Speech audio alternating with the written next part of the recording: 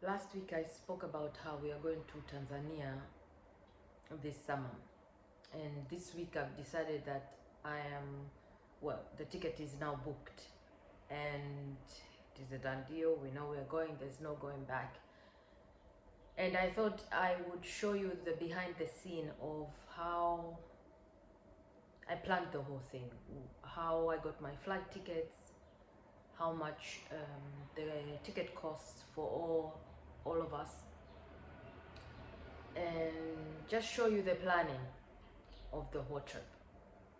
So one of the biggest decision for us was choosing the airline, and the most important thing for me was that each of us has two baggage of 23 kilograms and one carry-on, as you call it. Well, you check in the two baggages, and then that one bag you have to go with it on the flight. And I thought to myself, which airlines would be practical in this case, and I came up with three: Emirates, Qatar Airways, and Turkish Airways, because they're the ones that would give you, according to my experience, they're the ones that would give you more kilos, because I've tried traveling with Lufthansa before and you get only one baggage for 23 kilograms. So I had three choices. And how I sifted through the three choices was I checked our dates, the cheapest price for us, for example, and I checked Qatar Airways, I checked Emirates, I checked Turkish Airways for August, and for the dates that I found with the best price for us was Qatar Airways. So in the end, we ended up buying tickets with Qatar Airways. I was happy with that because we've traveled with Qatar Airways quite often, and Doha is so beautiful and the kids love it there. We could go around and we could, just come up with activities. Sometimes we stay there longer because those are the cheapest tickets, but we are lucky this time it's going to be only 14 hours. We will spend, I think, around 2.5 or 3 hours in Doha. So yeah, for the tickets, Qatar Airways is the one that won the price checking. It was the cheapest. Choosing the dates. How I chose the dates, it was, you would say random, but not really. So we have a timeline of 1 month, and I get 1 month and the kids get more than a month, but roughly we get a month. And what I did was I chose the dates online. I went on the websites of the airlines and chose the date, but I chose plus or minus 3 days, and then I chose the cheapest price for the ticket for that particular day. So the choosing factor for us was actually the price, and the dates were within the month that I have as a permission to travel in this time. So what I did was, like I said, I went online and I checked the dates for all the three airlines, and then it turned out that for Qatar Airways, it was cheaper, like I said, and the ticket I found was I would be traveling from here. My husband would take us to the train station, and we would travel with a train from Munich to Frankfurt with a train, and then from Frankfurt we take a flight to Doha, and then from Doha to Dar es Salaam, where either my brother or my father would pick us up. And my husband didn't get the 1 month, so for us, we go first, and then he will join us later because he gets only 2 weeks off of work. And he will come later, and I will pick him up from the airport. So we will go at the beginning of August and come back at the beginning of September, because the kids start school again in the middle of September. So that's how we chose the date. So how much did the whole thing cost, the whole flight cost us? And since I had to separate the tickets, I had to buy my husband his own ticket because he was going separately. He's coming 2 weeks later, and the four of us had to buy a ticket together. And for the four of us, the ticket was around 4,380 euros, and for my husband it was around 985, if I'm not mistaken. So in total it was just above 5,000 euros for the three of them, for the five of us, for the trip going and coming back. And the trick is when you buy the tickets sometime before, in advance, usually the tickets are cheaper. I'm not so sure about the war at the moment, how it has affected the buying, but before the war, what I used to do was I would buy the tickets maybe 3 months before. This time I didn't do it because I wasn't quite sure with the war going on whether the flights are still going, because once you look for news, you don't really, it's not really transparent, so you're not really sure, is it gonna happen, is it not gonna happen?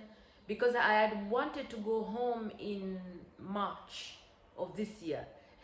It was my ticket was for the 1st of March until, was it the 1st of March or the 1st of April? It was for the 1st of April, the ticket was. So I was going to travel with the Emirates that time, and my intentions were to go on the 1st of April and come back on the 30th of April. And then war started. So because of that happening, I had bought that ticket earlier. But thank God when there is war and they cancel the ticket, then they give you your money back, or they allow you to choose another way of travel that they cover. So for me, it was better to just cancel. I thought to myself, okay, I'll just cancel and see how it's gonna happen. So this time, because the kids kept pushing, Mom, can we go? Can we go? So I decided, okay, we are going in August, and I try to be a bit frugal and save money for travel. Like, I would put money a little bit every month on the side for travel. Usually I buy the ticket in advance, but for this time I waited, and that's why I had to research all 3 airlines that provide me the requirement I wanted. The 2 bags, check-in bags for 23 kilos, and the 1 hand luggage, which is sometimes 7 or 8 kilos. So yeah, and the total was around 5,300, or maybe a little bit more, for the whole trip until we reached Tanzania, which wasn't so bad in comparison, because sometimes it would go all the way to, sometimes the tickets would cost 1,500 per person, and times 5, yeah, the money can be a lot. But this time, thank God, it was not more than 5,500, and yeah. How do we get to the airport? I think I've already pointed it out, or maybe I mentioned it previously.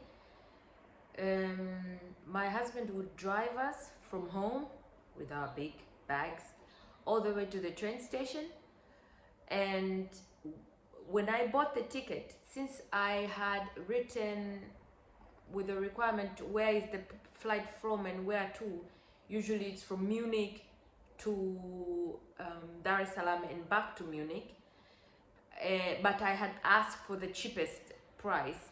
They offered me this Frankfurt, so I go to the train station, take the train to Frankfurt airport, and from Frankfurt airport to Dar es Salaam and back. So my husband will drive us to the train station, and then from there, since Frankfurt is like 3 hours and 30 minutes from Munich, it is better that he just drops us at the train station and we go. The kids were excited when I asked them, do you want to go through Frankfurt? They were excited because Frankfurt is a town that we've never been. We've never actually gone to see it, Frankfurt. So we would take the train from Munich to Frankfurt, and then Frankfurt we take the flight to Dar es Salaam, and then we take the flight back. For him, he will be taking the flight from Munich straight to Dar es Salaam and back to Munich. So the flight back will be the same. We will have the same flight back to Munich together. So the tricky bit for our family is the visa.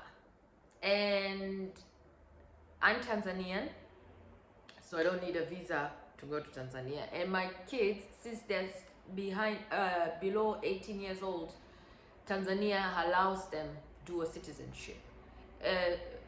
Tanzania is a one citizen party. You cannot be, excuse my language, you cannot have dual citizenship in Tanzania. You have to either be Tanzania or choose something else. So because I didn't want to lose my Tanzanian citizenship, I kept my citizenship. I'm Tanzanian. And the kids, because they are under 18, they are allowed legally to have a dual citizenship. When they're 18, then they will get to choose between one country for Tanzania, on the Tanzanian side. It was the same for Germany. Also before, I think it was June 2024, the law changed. Before that, you also only had to have one citizenship. But then after June 2024, the law changed in Germany as well. So for German wise, they are allowed to have dual citizenship, but for Tanzania, they are not. I don't know what they're gonna choose. Maybe that will be a video for next time. But in this time, we only have to look for one visa for my husband. Unfortunately, even though he's married to me, he needs a visa. He needs a visa to go to Tanzania. Usually you can buy the visa at the airport, but I think it is easier if you apply online. I think you have up to 72 hours to apply, but we've applied earlier, and so that hopefully you do everything online, so it's not really hard. We don't need to go to Berlin to the embassy to get the visa. You just do everything online.